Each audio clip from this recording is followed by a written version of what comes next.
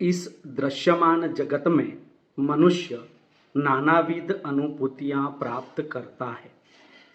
इन अनुभूतियों में कुछ सूक्ष्म अनुभूतियां होती है तो कुछ विशिष्ट।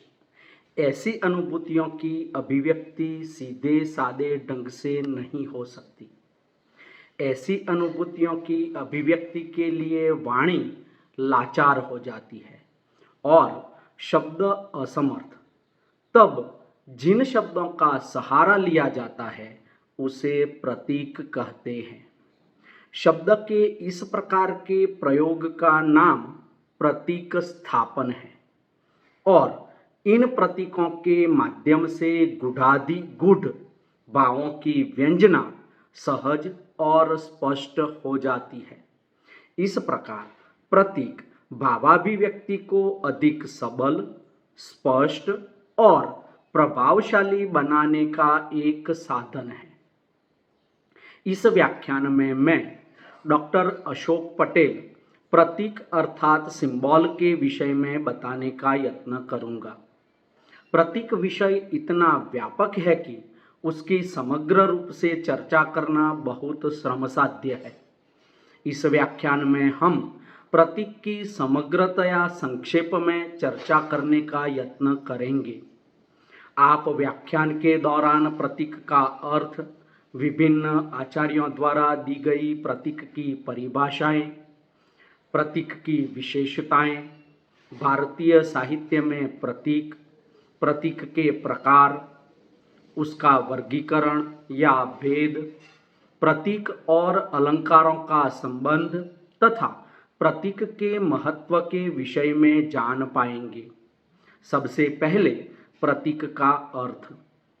सिंबल शब्द ग्रीक भाषा के सिम्बोलन शब्द से आया है, जिसका शाब्दिक अर्थ है संयोग, जिसे हिंदी में प्रतीक कहते हैं। प्रतीक शब्द प्रति वत्ता इक से बना है। प्रति शब्द का अर्थ है और, इक शब्द का अर्थ है झुका हुआ। प्रतीक मतलब और झुका हुआ, अर्थात किसी की ओर झुका हुआ। संस्कृत साहित्य में प्रतीयमान अर्थ की अभिव्यक्ति करने वाले शब्द को प्रतीक कहते हैं। प्रतीयते अनेन इति प्रतीकम। भारतीय साहित्य शास्त्र में प्रतीक के लिए उपलक्षण शब्द आया है। उपलक्षण, जब कोई नाम या वस्तु इस रूप में व्यवहृत हो कि वह उस गुण में अपने समान अन्य वस्तुओं के गुणों का ज्ञान भी करा दे तो उस शब्द को उपलक्षण कहा जा सकता है। अप्रस्तुत का प्रतिनिधित्व करने वाले प्रस्तुत का नाम प्रतीक है। प्रतीक के संपर्क से व्यक्ति के मन में तुरंत कोई भावना जागृत होती है। प्रतीक योजना पर संबंधित युग, देश, संस्कृति एवं मान्यताओं का प्रभाव रहता है। प्रतीक अपने विशेष अर्थ में रूढ़ हो जाता है। प्रतीक के द्वारा एक से अधिक भावों की अभिव्यक्ति की जा सकती है। अर्थ प्रेषण की दृष्टि से प्रतीक का संबंध शब्द शक्ति की ध्वनि शैली से है। प्रतीक शब्द का सामान्य अर्थ है चिन्ह, निशान, संकेत आदि, किंतु साहित्य में इसका प्रयोग कुछ विशिष्ट अर्थ में ही होता है। प्रतीक किसी विशेष अर्थ को व्यक्त करने वाला होता है। प्रतीक की परिभाषा। प्रतीक किसी वस्तु, चित्र, लिखित शब्द, ध्वनि या विशिष्ट चिन्ह को कहते हैं जो संबंध, सादृश्यता या परंपरा द्वारा किसी अन्य वस्तु का प्रतिनिधित्व करता है। जब वस्तु विशेष चिन्ह, भावना विशेष चिन्ह, विचार विशेष चिन्ह या व्यक्ति विशेष चिन्ह का प्रतिनिधित्व कोई शब्द करता है तो उसे प्रतीक कहा जाता है। इसी बात को ध्यान में रखकर विद्वानों ने अपने अपने ढंग से प्रतीक को परिभाषित करने का प्रयास किया है। चिन्ह जब वस्तु विशेष, भावना विशेष, विचार विशेष या व्यक्ति विशेष का प्रतिनिधित्व करता है तब प्रतीक कहलाता है। आचार्य रामचंद्र शुक्ल चिंतामणि भाग 2 में लिखते हैं, किसी देवता का प्रतीक सामने आने पर जिस प्रकार उसके स्वरूप और उसकी विभूति की भावना चट मन में आ जाती है, उसी प्रकार काव्य में आई हुई कुछ वस्तुएं विशेष मनोविकारों या भावनाओं को जागृत कर देती है। प्रसिद्ध विद्वान गिरजा मोहन का कहना है कि प्रत्येक भाषा में ऐसे शब्द रहा करते हैं जिनसे केवल ऊपरी अर्थ का बोध ही नहीं होता, बल्कि उस शब्द का उच्चारण करते ही एक रेखा सी हमारी स्मृति के समक्ष आ जाती है, जिसे प्रतीक कहते हैं। डॉक्टर भगीरथ मिश्र अपने ग्रंथ काव्य शास्त्र में लिखते हैं कि अपने रूप, गुण, कार्य या विशेषताओं के सादृश्य एवं प्रत्यक्षता के कारण जब कोई वस्तु या कार्य किसी अप्रस्तुत वस्तु, भाव, विचार, क्रियाकलाप, देश, जाति, संस्कृति आदि का प्रतिनिधित्व करता हुआ प्रकट किया जाता है तब वह प्रतीक कहलाता है। वे उदाहरण देते हुए कहते हैं कि तिरंगा झंडा भारतीय राष्ट्र का, रुपया भारतीय मुद्रा का प्रतीक है। इसी प्रकार जयचंद देशद्रोही का, शिवाजी स्वातंत्र्य संग्राम सेनानी का एवं गांधी जी शांति का प्रतीक है। लेंगर के शब्दों में प्रतीक जिस वस्तु का प्रतीक है उस वस्तु को नहीं, उस भाव को, उस धारणा को व्यक्त करता है। इमर्सन के शब्दों में सांकेतिक अभिव्यक्ति का नाम साहित्य है। डॉक्टर नगेंद्र के शब्दों में प्रतीक रूढ़ उपमान का ही दूसरा नाम है। जब उपमान स्वतंत्र न रहकर पदार्थ विशेष के लिए रूढ़ हो जाता है तब वह प्रतीक बन जाता है।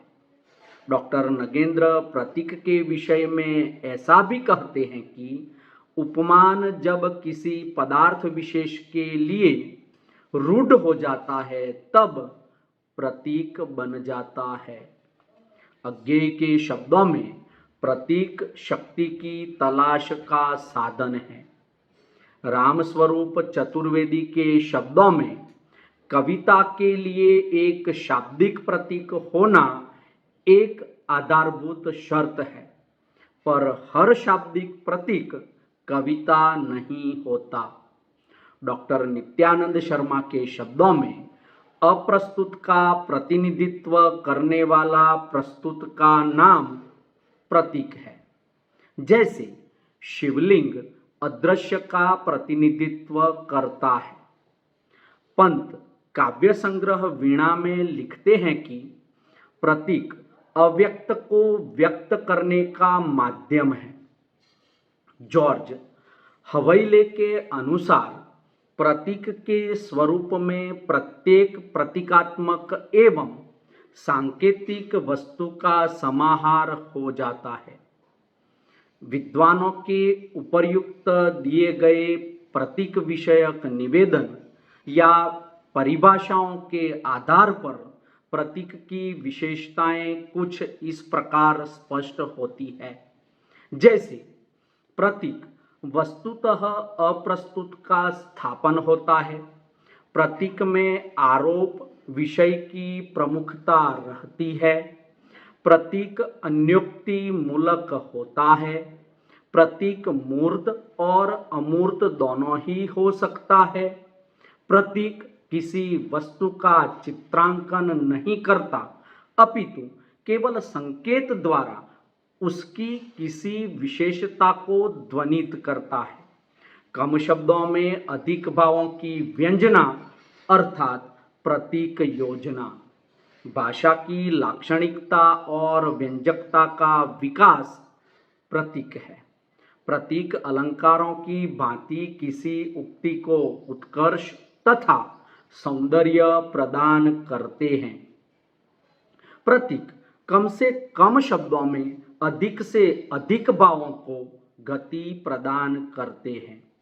भारतीय साहित्य में प्रतीक सिंबल का प्रयोग पाश्चात्य साहित्य में 1885 ईस्वी सन के आसपास माना जाता है और वर्तमान साहित्य में प्रतीक पाश्चात्य की उपज माना जाता है।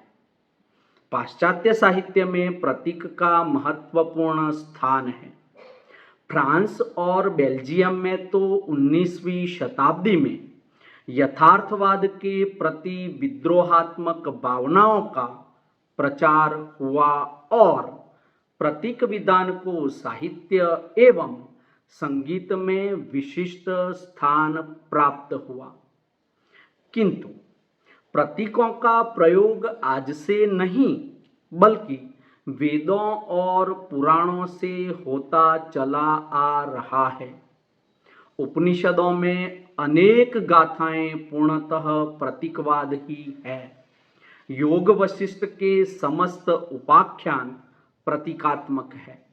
श्रीमद् भागवत का भक्ति संबंधित आख्यान विशुद्ध प्रतीकात्मक आख्यान है। भारतीय संत कवियों ने भी अपनी कविता में प्रतीकों का सार्थक प्रयोग किया है। कबीर के साहित्य में अनेक स्थलों पर प्रतीकात्मक अभिव्यक्ति हुई है।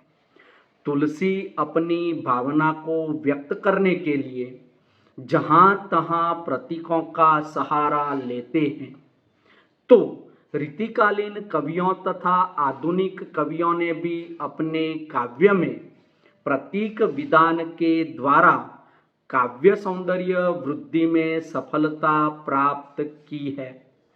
कबीर की रचनाओं में हंस आत्मा का प्रतीक बनकर आया है। प्रतीक योजना साहित्य में कथ्य को न केवल आकर्षक रूप प्रदान करती है वरन कथ्य के अर्थ को व्यापक आयाम भी देती है। प्रतीक का अप्रस्तुत योजना से विशेष संबंध है। कवि व लेखक के मन की अनुभूति से पाठक के मन को तादात्म्य स्थापित कराने के लिए विशेष साधना का नाम प्रतीक विधान है। छायावादी रचनाओं में मधुमास शब्द का प्रतीकात्मक प्रयोग सुख, यौवन का पूर्ण विकास, बिखरा हुआ सौंदर्य, पुष्पों की सुरभि, वातावरण में अनुपम सुगंधि आदि के अर्थ में हुआ है। आपस में कुछ कहते जाते हैं कि तुम उल्लू हो, तुम तो बैल हो, या तुम गिरगिट की तरह रंग बदलते हो, या किसी को घर का भेदी विभीषण, किसी को देश का जयचंद कहते हैं। ऐसे प्रयोगों में उल्लू अज्ञान का, बैल काम या मूर्खता का, गिरगिट अस्थिर मन का, विभीषण घर भेदी का, जयचंद देशद्रोही का प्रतीक है। किसी एक कवि की रचनाओं में किसी विशेष बिंब को बार बार दोहराए जाने पर वह प्रतीक बन जाता है।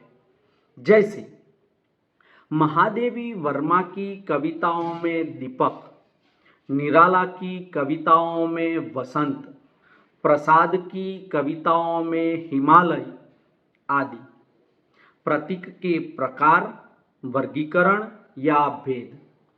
काव्य में प्रयुक्त प्रतीकों को विद्वानों ने निम्न भागों में बांटा है।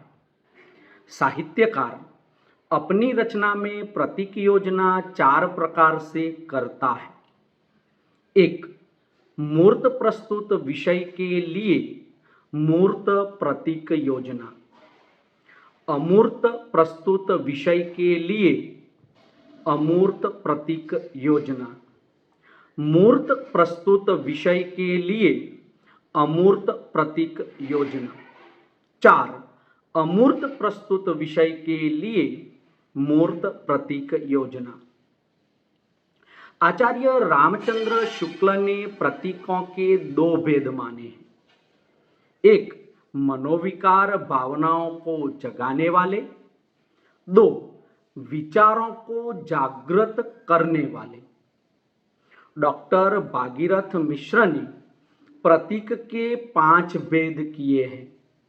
प्राकृतिक प्रतीक, सांस्कृतिक प्रतीक। सांस्कृतिक प्रतीक के 3 और भेद हैं। संस्कार संबंधी प्रतीक, पौराणिक प्रतीक, आध्यात्मिक प्रतीक। इस प्रतीक में जन्म, बधाई, उपनयन, विवाह, उत्सव आदि से संबंधित प्रतीकों का प्रयोग किया जाता है। ऐतिहासिक प्रतीक, इतिहास के व्यक्ति और घटनाएं जब किसी विशिष्ट भाव, विचारादि का प्रतिनिधित्व करती हुई वर्णित की जाती है। जीवन व्यापार संबंधित प्रतीक, शास्त्रीय प्रतीक।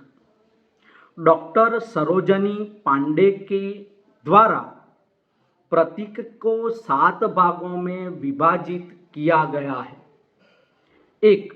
सार्वभौम प्रतीक।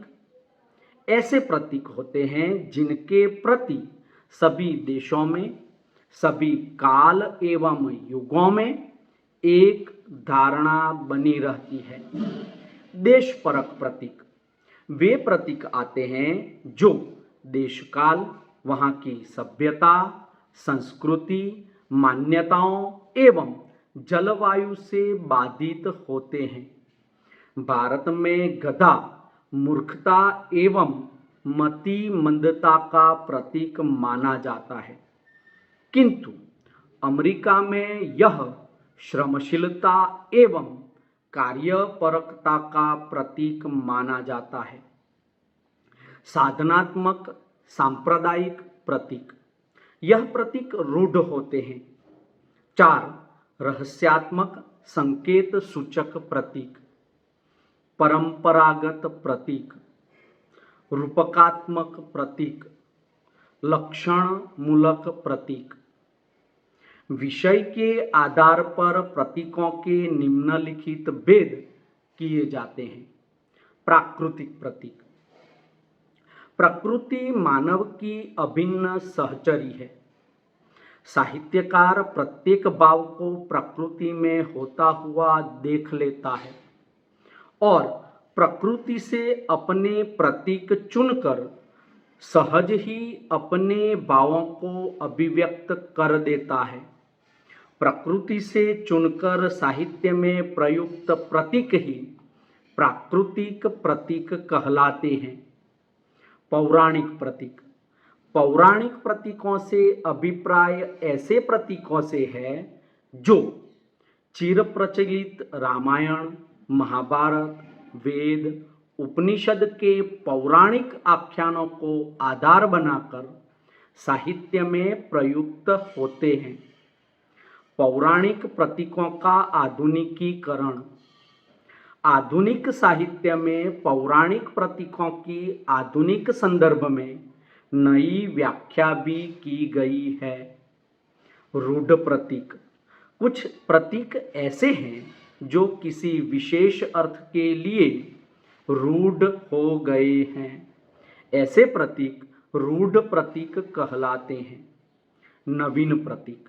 नवीन प्रतीक ऐसे प्रतीक है जिनका प्रयोग आधुनिक साहित्य से पहले नहीं हुआ है। डॉक्टर प्रेम नारायण शुक्ल ने प्रतीक का वर्गीकरण इस प्रकार किया है। उसके विषय में डॉक्टर गुप्त और बंजारा इस प्रकार से वर्णन करते हैं। एक, परंपरागत प्रतीक। कुछ प्रतीक ऐसे हैं जो परंपरा से किन्हीं निश्चित संदर्भों में प्रयुक्त होते हैं, जैसे कि दीर्घ काल से उषा सुख का और संध्या दुख का प्रतीक बनकर साहित्य में प्रयुक्त हो रही है। देशगत प्रतीक अपनी भौगोलिक परिस्थिति एवं अनुभूति के आधार पर प्रतीकों का देशगत होना भी स्वाभाविक है। जैसे पाश्चात्य देशों में जहां सूर्य दर्शन दुर्लभ होता है, वहां धूप आनंद और सुख का प्रतीक मानी जाती है, किंतु हमारे यहाँ ऐसा नहीं है। यहाँ तो धूप को सांसारिक दुख, ताप एवं कष्ट के रूप में माना गया है। वैयक्तिक प्रतीक। वैयक्तिकता से तात्पर्य यह है कि ये प्रतीक साहित्य की परंपरा में अनेकानेक कवियों द्वारा प्रयुक्त न होकर केवल कवि विशेष द्वारा प्रयुक्त होते हैं। जैसे कि पंत ने माया की अभिव्यक्ति के लिए छाया का प्रयोग किया है, तो निराला ने प्रेम की अभिव्यक्ति के लिए मधु का। युगगत प्रतीक। कुछ प्रतीक किसी युग विशेष में ही प्रयुक्त होते हैं, जैसे छायावाद और रहस्यवाद से प्रभावित होकर मधुमास, पतझड़ आदि सुख और दुख के लिए प्रयुक्त हुए हैं। प्रतीक और अलंकारों का संबंध। प्रतीक के साथ उपमा, रूपक और अन्योक्ति अलंकारों की चर्चा की जाती है, किंतु इन सब अलंकारों का प्रतीक से मूलभूत अंतर है। प्रतीक और उपमा अलंकार में मुख्य अंतर यह है कि प्रतीक संदर्भ विशेष से जुड़े हुए होते हैं, जबकि उपमा अलंकार में सादृश्य का विधान होता है। प्रतीक और रूपक अलंकार में मुख्य अंतर यह होता है कि प्रतीक में रूपक की अपेक्षा अधिक अर्थ गांभीर्य होता है। प्रतीक प्रस्तुत रहता है, जबकि रूपक में आरोपण किया जाता है। प्रतीक और अन्योक्ति अलंकार में मुख्य अंतर सीमा का है। प्रतीक का क्षेत्र बहुत व्यापक है, जबकि अन्योक्ति अलंकार का सीमित। प्रतीक का महत्व। काव्य के लिए प्रतीक एक ऐसा उपादान है जिसके प्रयोग से सामान्य बात में भी एक विशेष गौरव आ जाता है। प्रतीकों के द्वारा गुढ़ादि गूढ़ भावों की अभिव्यक्ति भी सहज ही हो जाती है। प्रतीक भावाभिव्यक्ति को अधिक सबल, स्पष्ट एवं प्रभावकारी बनाने में सहायता करता है। यही नहीं, परंतु मनुष्य अपने आरंभिक रूप में अपने भावों की अभिव्यक्ति प्रतीकों द्वारा ही करता है, और आज भाषा का पूर्ण रूप विकसित हो जाने पर भी प्रतीक का महत्व ज्यों का त्यों बना हुआ है। यदि लाक्षणिक भाषा काव्य का प्राण है, तो प्रतीक लाक्षणिक भाषा का। यदि प्रतीक न होते तो कई विशिष्ट अनुभूतियां अभिव्यक्त हुए बिना ही रह जाती। निसंदेह काव्य में प्रतीकों का अपना एक अनूठा महत्व है। किंतु यह नहीं भूलना चाहिए कि प्रतीक का महत्व उसके द्वारा संकेतित अर्थ में है। किंतु जब काव्य में प्रतीक को ही सब कुछ मान लिया जाए, या यों कहिए कि जब प्रतीक साधन न होकर साध्य बन जाए, तो वह अपने महत्व को नष्ट कर देता है और काव्य का उपकारी न रहकर अपकारी बन जाता है। अस्तु।